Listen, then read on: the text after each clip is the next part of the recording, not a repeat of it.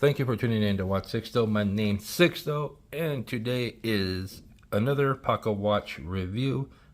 This time it is a Breitling Chronograph Pocket Watch.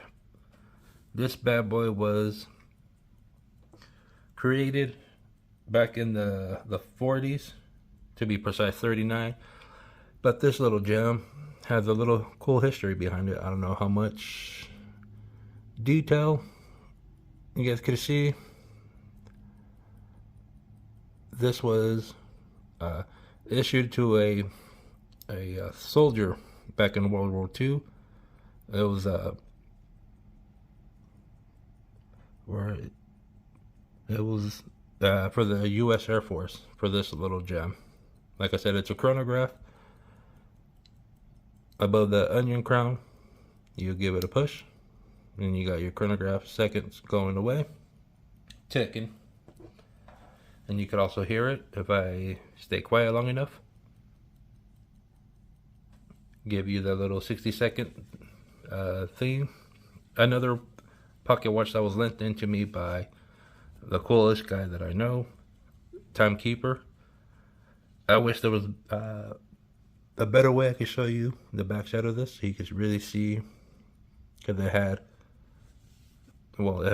it saw combat back in World War II, which is pretty cool to actually have something in my hands that was used for military purpose only, which is pretty cool. As you can see, the ridges, the coin edge bezel all the way around, that's for you to unscrew to take off the crystal to get to the dial, and it's the same thing as the back. Not like the first watch or the pocket watch you saw from I'm already drawing a blank on the first pocket watch that I had from West Clock, the pocket band. That one was a solid piece, the one you could discard. So do it again. I was out of focus on that one, but that was pretty cool how it pops back. You got your two sub dials. You got your running second, the 6 o'clock. Then you got your minute at the 12 o'clock, noon o'clock position. I don't know how this was used. Well, back then they used this to for bombers. You had a time when you are over your target. You could barely even see zoom in so you can see the Breitling. So you use this to time when you're gonna drop a bomb. When you're over your target, you gotta make sure you start it and calculate when to disengage the bomb, so you won't cause any more collateral damage than what is gonna pretty much is gonna happen. So after all that, you stop it, double tap. I like it. You pull the crown out. You can change the time. Yeah, you push it back. Manual wind, obviously. So this was Leon Breitling.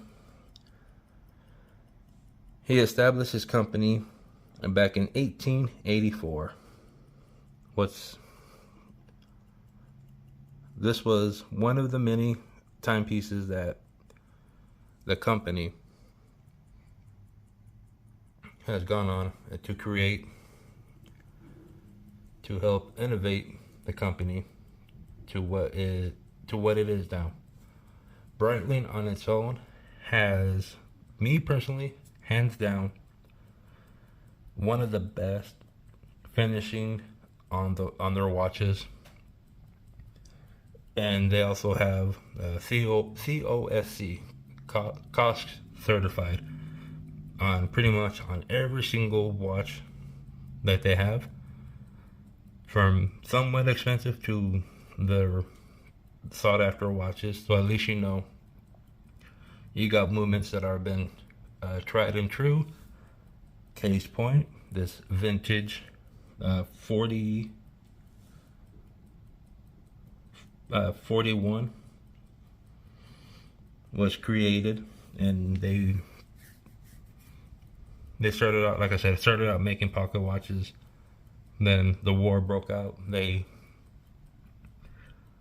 pretty much gave the people that were fighting something so they could time whatever they need. Sorry for bumping into the camera. So they created all these beautiful timepieces, chronograph, all sports related, but the chronograph was the main focus one for them to get themselves out in the forefront. So, case in point, again, draws back to this beauty, because what is a timing without a chronograph?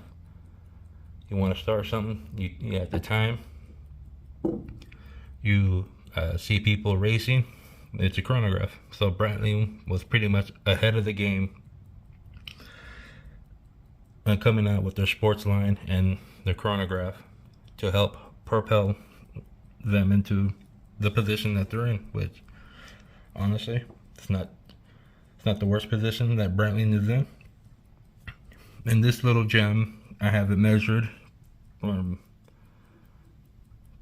the tip of the chronograph pusher to the base at a 62 on the dot. Case diameter at a 50. The thickness of this little beauty, I got it at 15, and you can see the glass crystal. Obviously it's acrylic, pretty much plastic. From being a pretty, well, for being a watch, a pocket watch that's been through it all, to still have, well, I'm pretty sure the crystal has been replaced, because obviously, see how high that bad boy sits up? One bad turn, a nice little scratch. But still, that's pretty cool, the little history of being in actual combat. Let me know what you guys think about Breitling. Do you guys have a Breitling? Or a Breitling pocket watch, to be precise? Let me know in the comments below.